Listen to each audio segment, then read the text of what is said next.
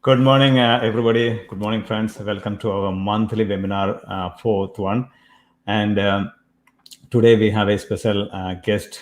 I'm really excited and then honored to have her here.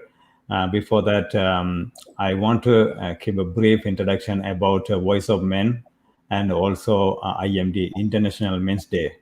Voice of Men 360 is part of International Men's Day. Voice of Men 360 recently started here in Canada, Toronto, Canada, and we are focusing 6 pillars actually. So let me share the 6 pillars. Number one, to promote positive male role models, not just movie stars and sportsmen, but everyday working class men who are living decent, honest lives. To celebrate men's positive contributions to society, community, family, marriage, childcare, and the environment. To focus on men's health and well being, social, emotional, physical, spiritual. Fourth one, to highlight discrimination against men in areas of social services, social attitudes, expectations, and law. Number five, to improve gender relations and promote gender equality. Number six, to create a safer, better world where people can be safe and grow to reach their full potential. So these are the six pillars uh, IMD International Men's Day. So we have a special presentation today. Of course, we are focusing on number of activities on a regular basis. Live talk show. We bring people and share their bring their life journey. So wherever they can, you can see the positive impact, creating awareness. So let's welcome our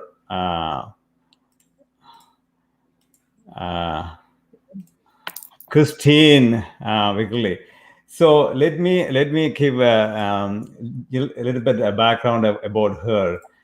So really, I am very thrilled and then a little bit nervous too. So, but I just want to give a very Don't be brief worried. intro. So Christine is an associate professor in pediatrics and associate member of the Oxford Center for Child Studies, McMaster University. She obtained her PhD clinical psychology in 1995 from the University of Western Ontario, an American and Canadian Psychological Association of Aggregate program, and conducted her accredited internship at McMaster in Pediatrics. She is an editor-in-chief of the premier international journal, Child Abuse, Neglect, and founding editor of the Open Access Journal, International Journal of Child and Adolescent Resilience. So today we have a special presentation. It is called actually Trauma and Resilience. So this is the important topic, and then I am honored to have her here. Welcome, Dr. Christine Christine. Wekerle. You can Please, just say Christine. yeah.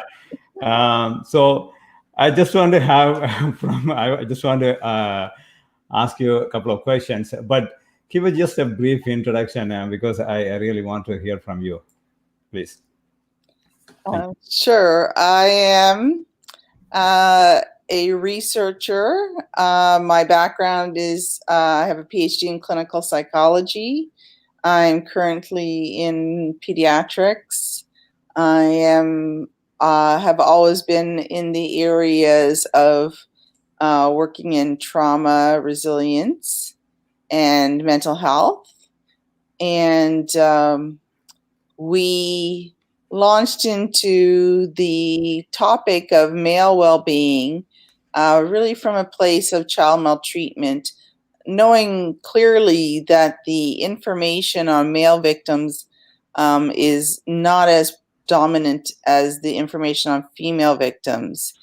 That's in part because males generally do not engage in research studies as often as females.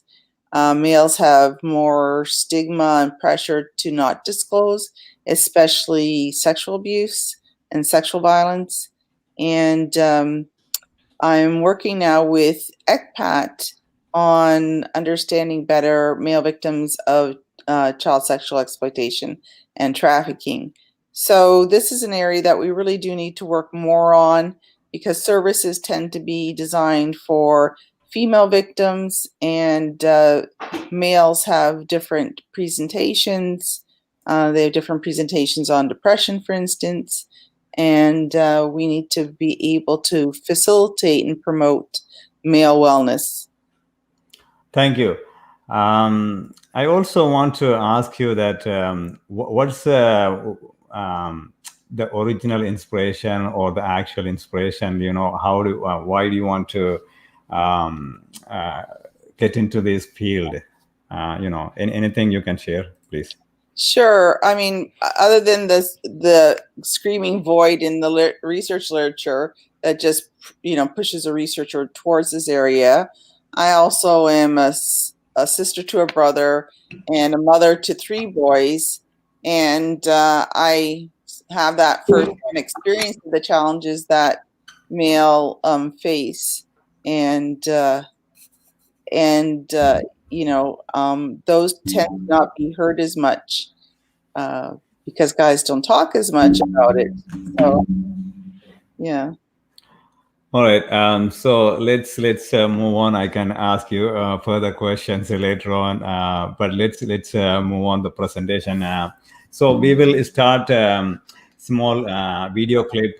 It is actually related to that topic. So Christine is going to play the video though. Yes.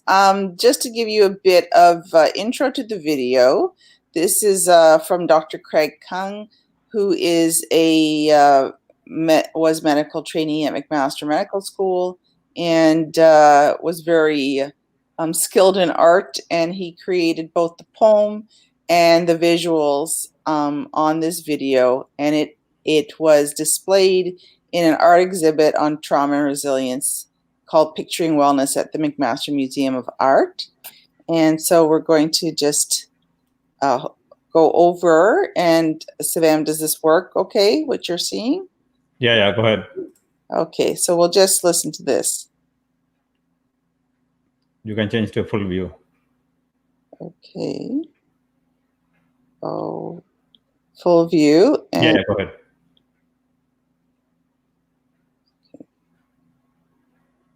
Some snapshots of my life are better left evaporated. But rain is part of a cycle, and time ebbs and flows in such a way that waves of the past crash into the cliffs of the present. Memories flood my head, Polaroids that slowly fade into focus, capturing periods when I was held beneath the silver surface, cornered by the walls of my dark room. Life was to be framed, picture perfect, with all the right settings. The timer on, the flash goes off. Yet worth 1,000 words, it cannot hide the red window to my soul. Overexposed, I am vulnerable. Sometimes, life just sucks. And there are times when I really don't give a thought or a care, because those are times I feel nothing. What's the point? The matter? When each waking moment becomes a struggle to feel. When it seems pointless to respond to, what's the matter? As they try to connect, because the points just never connect. And so, I drift away. Out of orbit, I become alien. It's lonely out here. The black hole swallows what little color is left. Grayscaled, I am ever negative. Time slows down, cruel as it lengthens the escape, pulling me slowly towards darkness. But gravity is a force that affects us all. It brings us closer together, even if we don't connect. And it was at rock bottom that I realized there was life there too. I was not alone. You are not alone. The red eye may blemish, but it burns like the sun, drying out tears. And it will rise again, because there are thousands more to take. The bell has rung, it's time to talk. There is more beyond the frame. Still life? No, it moves, becoming a film, picturing our wellness. But it'll take time to develop.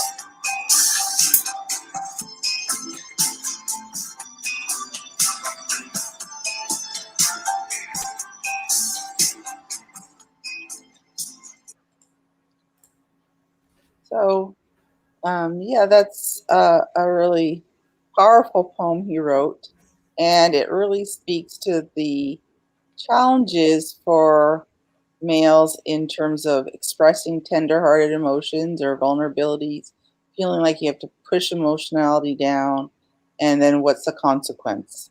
And I think that's what we're more engaging in these days, is to understand that there are consequences to that kind of strategy or approach. And part of that is not feeling like you're fully expressing all of yourself, or you're not in a state of genuine self. Right, right. Okay, let me share the screen so you can go in the presentation. Give me 1 second.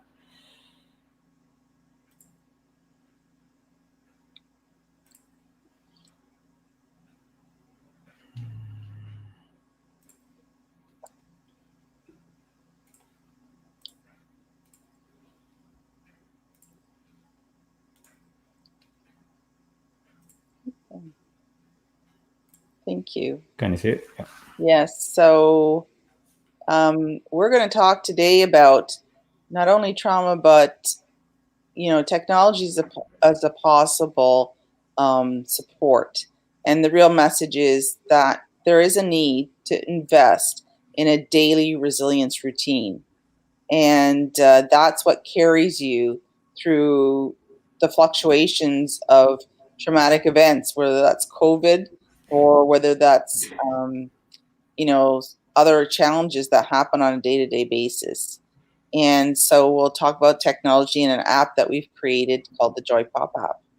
So just to go back to this idea of gender, that is a good illustration of the different pieces of what goes into when we speak about gender: biological sex, your gender identity, and how you express yourself. And so that idea of having a disconnect between who you feel you really are and what you are portraying to others, or what you're telling yourself to be, is this idea of performative gender, like you're performing a gender, and that it's not necessarily consistent with your true self. And there's been a lot of discussion on the ideas of masculinity or masculinities, and so kind of who you are with your peers, who you are with your partner, who you are at work. That might be quite, there should be some coherence there, but it may have some differences.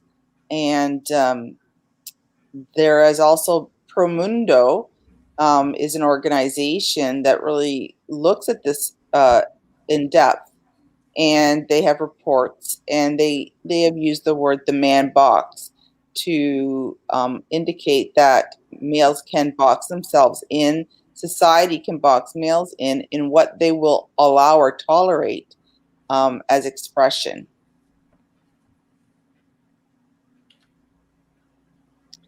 And as I mentioned, there is significant need to address trauma. For instance, child sexual abuse is more prominent in males than people would imagine, and physical abuse is more prominent in males, and that has implications. Child maltreatment is a very significant risk factor for suicidality, and we do know that males are 3 times higher risk for dying by suicide than females, although females may attempt more. Males use more lethal means like weapons, and therefore die. There are fewer men that are treated for depression-related disorders. So this is another thing where depression in males may, well, you might, you have this idea that it's sadness. It's also a lack of pleasure in activities where, for instance, work is just a very huge chore. It's you have zero fun in that space. Or males having display more irritability as part of their depression and going to substance abuse to self-medicate, for instance. So depression's, the world's premier mental health condition. And there's very strong treatments available. Um, Exercising every day might be a solid treatment, but depression has been part of the research for a long time and the intervention research. So there's absolutely effective interventions for depression. As I mentioned that, sorry if I just go back to that prior slide, that especially males who have been victims of child sexual abuse have significant issues in adolescence. They are issues kind of come to the fore in terms of more mental health issues. They may be more likely to engage in dating violence, for instance. So the rates are 1 in 8, but what we found when we went to particular samples, whether that's child welfare involved youth or impoverished youth, is that number is higher, more like even 30%. So we can go to the next slide. And the idea that we have to keep in mind is anytime you have adversity, because humans adapt, that an adaptation process is part of their DNA, and also tend to have a self-righting impulse. You naturally usually want to self-right.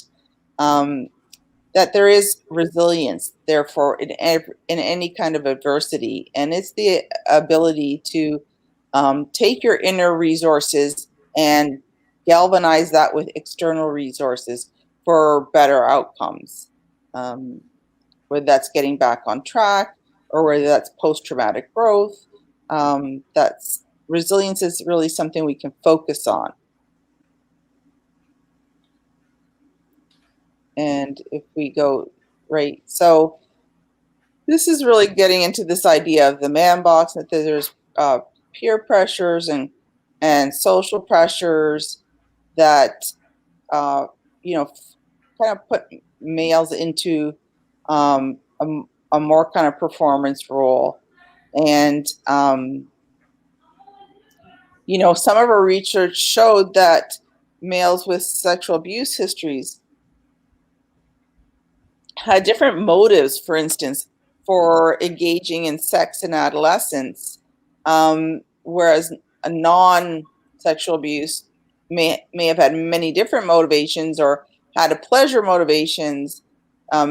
Adolescent males with sexual abuse histories were engaging in sex because they were seeking peer or partner approval, and that they were engaged in sex to cope with negative affect. So that you can see how that kind of sets you up for a whole host of problems if you're not really able to invest in a relationship, but it's serving a function for yourself, like coping. Next slide. So we've created this app called JoyPop. It's available on the App Store, and it really amplifies your own personal agency. So the idea that happiness starts with you is really amplifying the fact that mindset matters, and that we often, especially if we've experienced trauma or a lot of adversity, don't attend to the positives. We're really focused on high threat or negative information because that's what we've been trained in our environments growing up to look at, and we miss actually positive things. So that adage, stop and smell the roses, and something that we have implemented into our daily lives. And so the JoyPop app really helps with strategies and that kind of reflectiveness, and putting you in touch with the idea of positive emotions, or something that you have influence over in terms of impacting.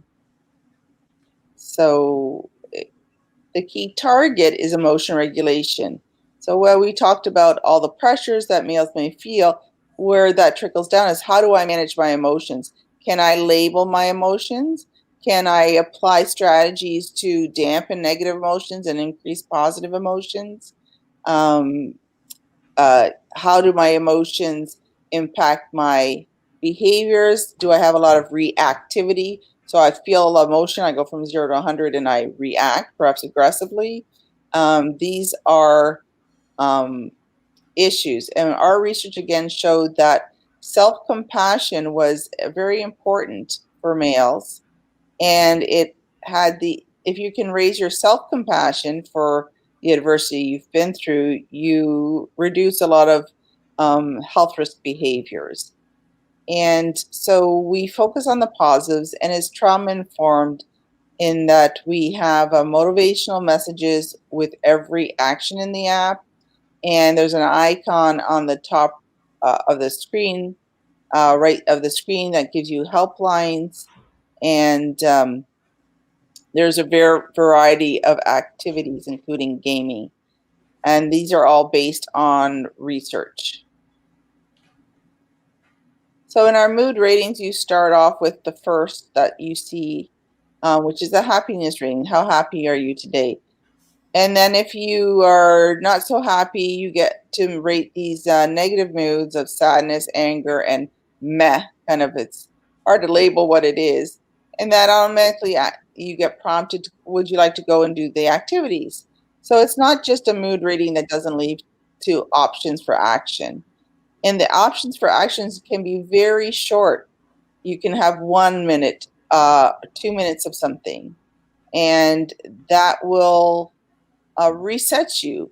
So you can catch yourself in a negative mood. You can catch yourself in potentially stressful situations in between Zoom meetings or whatever, and do some of these activities. And that would include resilience or reflective journaling, where you're given a prompt. You can use your microphone and just talk about it, or you could type it in. And when you save it, it goes into calendar. So it's almost like a diary you can revisit. And what's really important is deep breathing. It doesn't take long. It is probably your number one strategy for regulating your emotions, dealing with anxiety, and setting yourself up for a calm interaction. And we have two types of breathing. And the relaxation breathing is called pucker lip breathing. And that's really excellent for um, calming. And this kind of thing, you pop into the app and you do the breathing. It's going to be about 1 minute, which is time that really you do have in your day to pop in here and do breathing. I personally do this when I wake up. First thing I wake up, I'll be doing deep breathing, and I'll do this before I go to sleep. And you get to input in our safe social connecting, our circle of trust, 6 contacts, whether they're professional or friends or families, that will answer the phone if you need to reach out for assistance. So if we know that males don't seek help, that this is an easy way. Everything's kind of in one app. You're reaching out for social connectedness. Also a very prominent factor in resilience. And the gaming we have here is on Tetris. If you're familiar with Tetris, it really promotes your eye-hand coordination as you rotate the blocks. And they find that this game is really specific to trauma. So, for instance, later on in the slides, we have a slide that shows a research study. If you play Tetris, say after some traumatic event in the ER, if they played Tetris, that interfered with the consolidation of a trauma memory, so that it was less likely to be something in your mind that your mind had to work out. And these are some of the studies, for instance, that the trauma-based studies, and they found 25 minutes of Tetris dampened your kind of hyperarousal, your hypervigilance, and the intrusive memories of the trauma coming back in. So I don't think that you need an our app. I mean, what I find is that even playing Tetris for a couple minutes is helpful in kind of resetting, kind of clearing your mind, getting more focused attention, because Tetris asks you to focus your attention on manipulating the blocks. And then that kind of cognitive refocusing kind of shifts things up so you're able to, approach the next situation in a better mindset. And this just really, again, has the ER study that I mentioned. Next slide. And we come to our JoyPop app. So we have also features that I haven't mentioned, like an art draw, free art kind of doodle, and is also in there. So we did a study with first-year university students, and the ACE stands for Adverse Childhood Event Experiences. So that includes child maltreatment, but other things as well. And what we found is that, people may think that university students are, highly resilient and didn't have that much of trauma in the background, but the majority actually had at least one adverse event, and a high percentage, 30%, had 4 or more, which is kind of a cutoff for the ACEs questionnaire that has 10 items that really suggests you're at higher risk for physical health issues as well as mental health issues that range from things like asthma to cancer and depression, for instance. So people are using in the literature this 10-item questionnaire to help gauge when you might need to have these kind of preventive interventions or resilience interventions. And so we asked the participants to use the app twice a day. And what we found was that of the 28 days that we looked at the app, the average usage was 20 days. So that, most people really were using the app on a daily basis. And then we looked at what depression and anxiety scores were like at 2 weeks of using the app daily and at 4 weeks. And these are just the scales that we used. I just really would focus that we used an emotion regulation scale, which is listed at the bottom. And yeah. Next slide. And what we found that it was even after 2 weeks, you had significant drops. So that we were seeing drops in depression scores. And we were seeing that ultimately at 4 weeks, drops in depression scores for males who had 2 or more adverse experiences, especially, and increases in emotion regulation. So that it seems what this tells us really is that the app, one, does not do harm, which is something you should always be thinking of when you go into anything, is what are the risks? What are the potential harms? So we feel like confident that the app does no harm. And moreover, we feel that it is showing positive gains, and it's worth continuing research, which we are.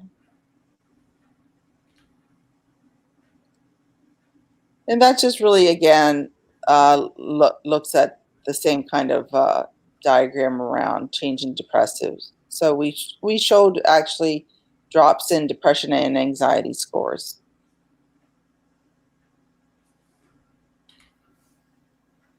And the participants, what they said about the app was that they did recognized that it brought more self-awareness and that it's become part of their daily routine.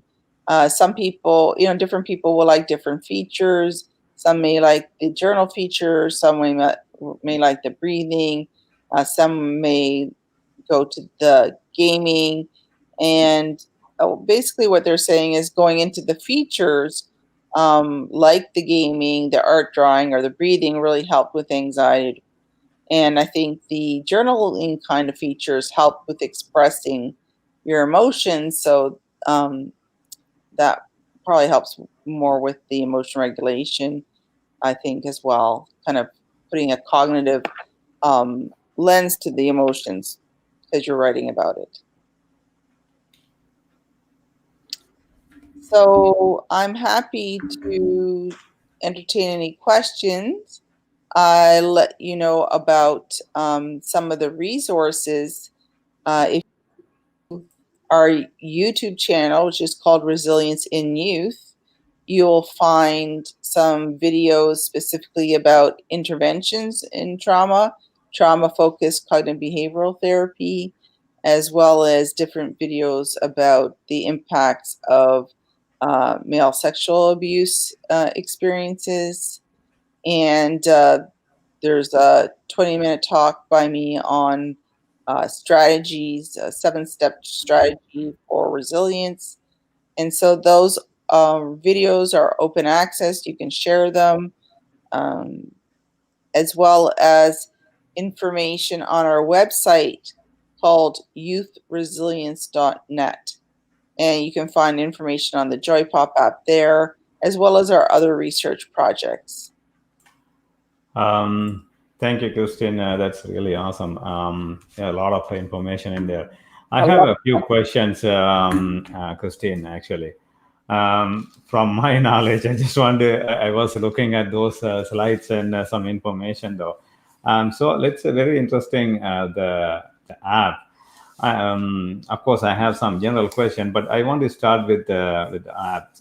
So how do you find so far, like in terms of the support from college or universities? Like how do they, when you talk to them, or how far you guys are reaching out? Yes, I think that, it's the university's job to support the mental health of students. And I don't think any university has reconciled that the youth who are coming into their institutions have these adverse experiences in their backgrounds. They are not trauma informed in how they approach, and they are not as strong in health promotion prevention. I mean, they do support access to sports facilities and student clubs or interest groups, but a lot of time that's led by students. So I think it's important that, and they don't publish um, the rates of suicide. I mean, they did have an issue, and so they instituted another break into their school year. But there's always more that can be done, and it's really about specifically engaging males and saying, "What do you feel would help?" And some universities had done that, and had a lot of success with male-led efforts. So when you talk about the research, actually, there's a reason you came and you developed this technology.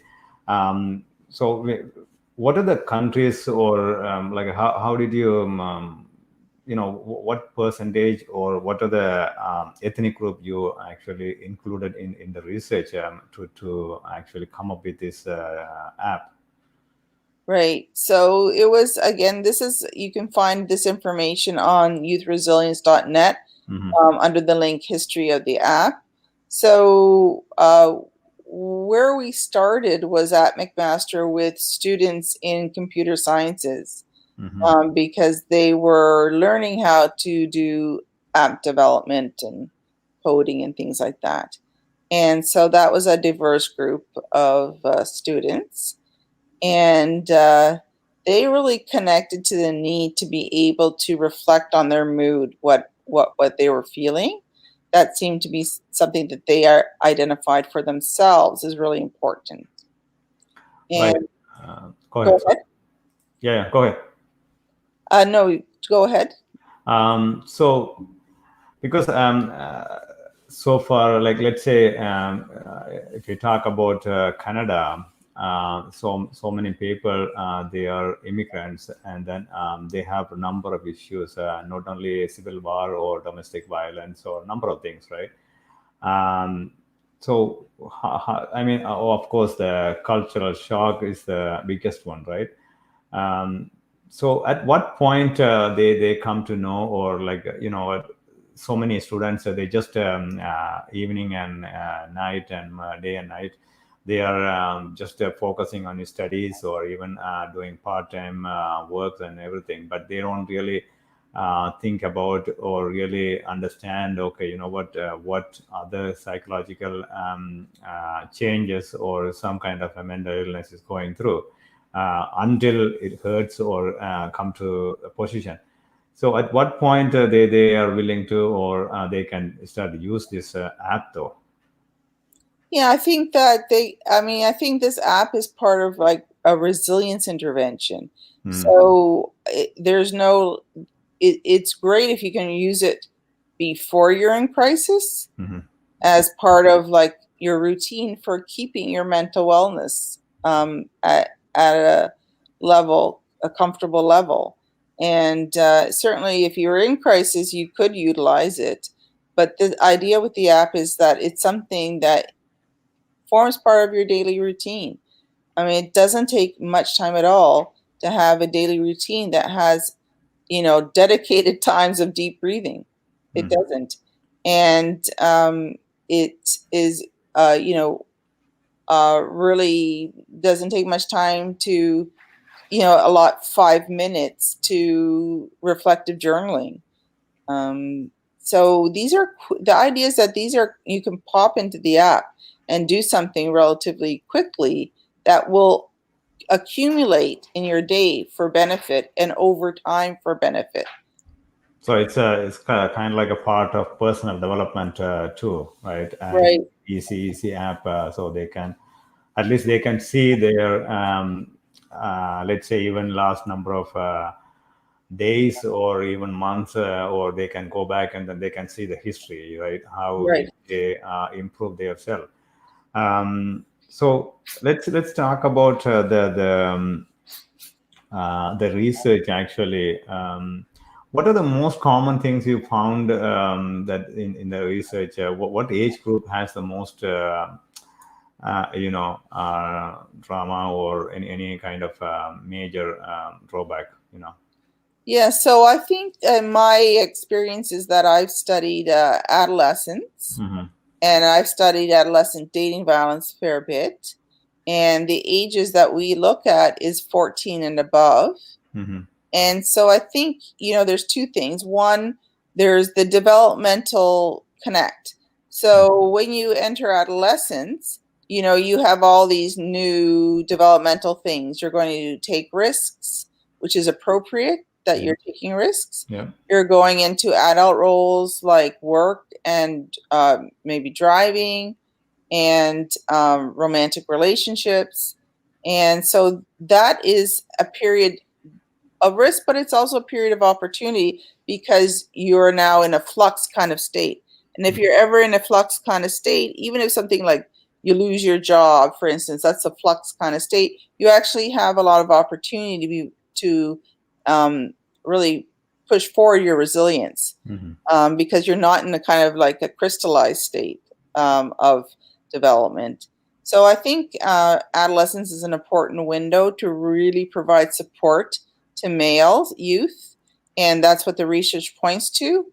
And also these transition times. With any transition, you're going to have stress. It's going to be flux. Yep. And it's a positive transition, like you're moving to a job you like. There's still stress, and that's another good time to introduce these kind of resilience routines or resilience interventions. Nice. So we know, like, in the world, like, I mean, we come across a lot of things, but mainly, um, the war, genocide, or any cultural major impacts. Yeah. Which one, like, from your research, what did you find any most? It's not easy to digest or accept.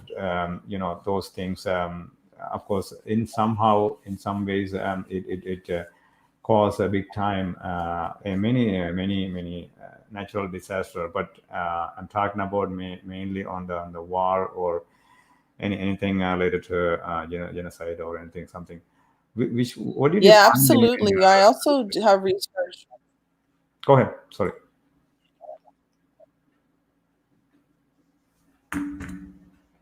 I do research with Indigenous youth, Mm-hmm. and have been privileged to engage more with the Six Nations of the Grand River community, Mm-hmm.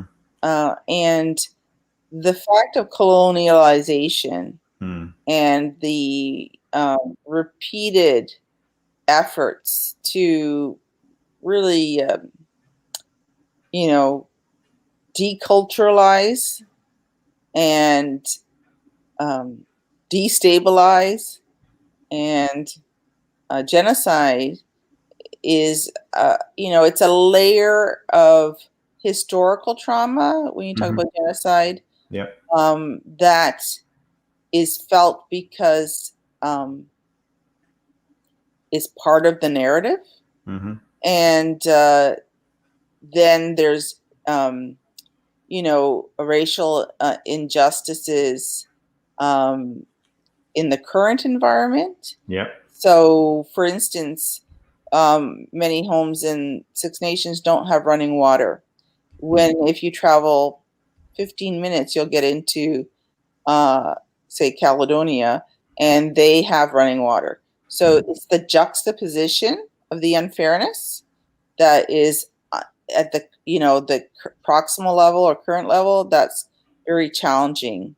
And then if you've exposed to specific traumas, then the fact that that's kept alive by these kinds of other triggers that you see, um, is it makes it really challenging, and makes it even more important that you invest in this idea of mental wellness, that it's okay to apply effort to securing your mental wellness, and securing it over time. I believe you come across many disturbing factors, or it's not easy to digest most of the cases. I believe. Um, so let's the app. So there's no difference. It doesn't matter either male or female. It can work for both, right? Yeah, our early research seems to suggest that it has no harm, and some positive effects. Mm-hmm. And we continue to do research studies that are ongoing. Some are now going to happen in the States. We're hoping to start one in the UK. We have different populations. Um, the app has now been translated into French, and we'll have some Quebec studies. And we've brought in a new feature on ease to sleep, Mm-hmm. because that's also a really important part of regulation. And we found that youth in the child welfare system, 60% of our sample had sleep onset troubles. And so we brought that in, and that's going to be an update probably in about a month. That comes automatically if you have the app. Yeah. Good. How about, like, did you get any kind of like a support? I asked you before, but in other way around, any college or universities, are they going to, or are they willing to adapt? Like, you know what, I will buy it, or we will buy it, and then we are going to take it, something like that. Do you see any kind of movement? No, No, and it probably makes sense at this point, not yet, because for the evidence, you need to do a randomized control trial, and we haven't done that big kind of study yet, although we will be doing that. So they're not going to have buy-in quite yet, but when you present it to youth, for instance, so youth who were former foster care youth, in a way, they are not willing to wait for the research. They would like this as part of their mental health supports, given that they have, at least in Ontario, the government is their parent when they're in foster youth in care. And they would like the government as their parent to be able to provide this kind of support like now. So there's the difference between what people are saying they want versus waiting for the research to kind of unfold. And at this point, it's like I said, it's important that it seems to have no harm. No negative. So far, how many students they are using that so far? Any number? I'm sorry, could you repeat the question? So far, do you know the number of students using the app? No, I don't know that. I mean, in the studies, they were over 100, but I don't have numbers on that. Okay. So how do you market, or how do you get the word out? Actually, it was developed last year, 2019, I believe. And then how do you reach so far, to introduce to that app though? Yeah, so I haven't done very much marketing per se of the app because as a researcher, I'm going to hold off until I have more research. But it is out there and it's available, and people can really, when you'll make your own decision fairly quickly whether this is something that can help you.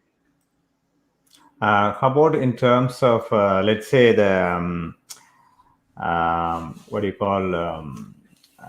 Let's say if somebody is willing to invest, I guess looking for any kind of investment, or you just targeting the institutional, education institutional? Yeah, I mean, I think that it's always an opportunity if people want to invest, and that's always an opportunity to connect with me. My email is Chris, CHRIS Wekerle, WEKERLE @gmail.com. And certainly anyone can look at that. And we would certainly be really delighted if someone could say, well, we want to make this available to youth in need, and support that too. So yeah, I'm sort of very interested in that. Christine, I just want to ask you that did you get any outside of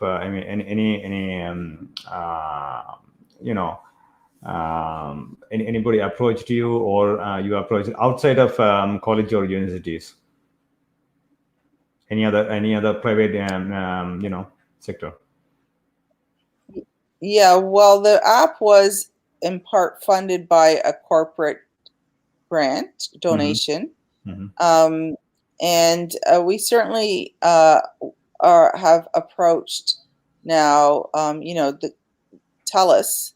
I did briefly show the app to someone in TELUS, and TELUS supports a program which is quite wonderful across Canada for youth who are in the child welfare system and en route to exiting care or have exited care, that they give a free 2-year phone plan and some funds to these youth so that they have at least a phone as part of their resources.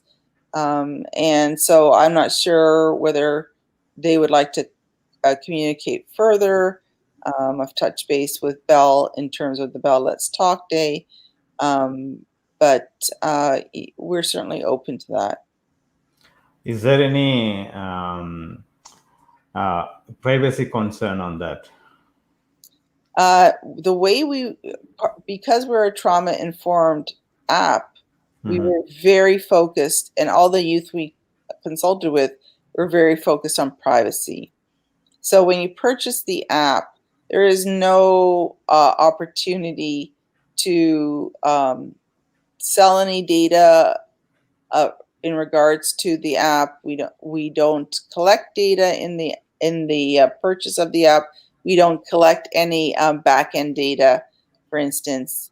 We want to make sure that it was not something that had issues where you didn't know what was going on with your usage of the app. And I think that's very important and appropriate in any app that is trying to be resilience or mental health focused. And the way the app is structured, it is really trying to maintain that privacy and confidentiality. Nice. How about the what do you call? I saw one slide. There are some options that let's say if the person individual wants to talk to or communicate with either with the family or any other people. How that works, if you don't mind, can you? Yeah, sure. That's the circle of trust where you can input, say, if you had a friend, family member, physician, like a professional support person or caseworker, that you can input their names there. And how that works is that you input into the app. You don't have to put their name. It's stored by category. So they're like the professional. That's what we see. And then you would phone, and then if you didn't actually connect with the person, like you got a machine or they didn't answer, you're popped back into the app. You're not exited out of the app, so that you can continue to seek support within the app features, including the 24/7 distress lines. Yeah, so that's how that works. So the like I said, we don't collect any data from the backend data of the app. So if you're using it, those numbers aren't collected information. So I believe whenever the individual they don't want to use it anymore, they can just delete it, or how that works. Sure, just like any other app, you can install it and then just forget about it. That's it. Yeah, like any other app. Okay. It's an app in that way. It's an app like any other app. But we certainly would hope that it becomes part of your daily resilience routine. And even if you just use the breathing, it's going to add a lot of value to your day, your coping, and your emotion regulation. So that app, does it make any difference between any age, gender, like when they put it, is it mandatory? I'm sorry, am I understanding your question correctly, that you had to be a certain minimum age to utilize that? No, it doesn't have that. Okay. So basically it can be used by anyone though. That's right. Yes. Okay. The helplines are oriented towards youth. Yeah. But outside of that, it's really kind of any age. Okay, nice. So often when we present, for instance, to healthcare workers, they're saying that they need this app. Yeah, nowadays everything is app. But also the irony is like everybody is complaining as too much app. Everybody is developing app for everything. So did you come across or did you get any kind of feedback? Or one or the other app? Yeah, no, not really, actually, because most apps do one or two things, and this actually has a lot of things, a number of features. So people are usually pretty excited when they see the app, and it's okay to have it's important to have a handy resource available to you all the time, because you may not, if you're going to therapy, you may not be able to connect with your therapist. And now with whenever you're in like the COVID situations, you can't see people necessarily. It really depends on where you're living and the rates. That's why though we had the phone circle of trust. We didn't do like text crisis texting. We want you, whether you have something really positive to share or you're feeling like you need like real support, that you reach out phone and talk with someone. So it does what it can do as an app, and it doesn't it's no means a replace for your real life relationships, right? Right. Yeah. One other thing is sometimes it's hard to take it or digest it. Like, you know what, even though there's an app and they can do simple things, but most of the times or many times they people look for some kind of actual communication with some people, right? Because on a regular basis. Sometimes it's extreme cases we are talking about, but on the other end, they really need, more than app, just an app, right? Yeah. How do you see that though? Well, I think it's really important that you create like I said, a wellness plan for yourself. Mm-hmm. And social connectedness is really important. And so whether that comes in, the research shows that even in casual social connectedness, like going to the grocery store and talking to the cashier, that adds, like if you're having a positive interaction with positive affect, that adds. And, pets add. And so, whether that's you're joining an interest group, whether you're talking to your neighbors, the relationships within your household, investing in relating and relationships is always a strong strategy and important, because people are social animals, is the phrase. And that's really important not to get into a situation of self-isolation. And so that is something that seems really attractive if you're depressed, Mm-hmm. is to alienate yourself from others and activities. But it's really important to kind of push yourself to do that connection, because it's really part of your wellness plan. Right. Of course, I agree. Thank you, Christine. So, do you have anything else you want to add on that before we go off? Yeah, so I put out resilience content on my Twitter page, Twitter account, and Instagram account, which is at Dr. Wekerle, Dr. Wekerle. And so feel free to connect with me on those platforms. We also have JoyPop at JoyPop_app on Twitter and IG platforms. And as I mentioned, the Resilience in Youth on YouTube, also on IG at Resilience in Youth.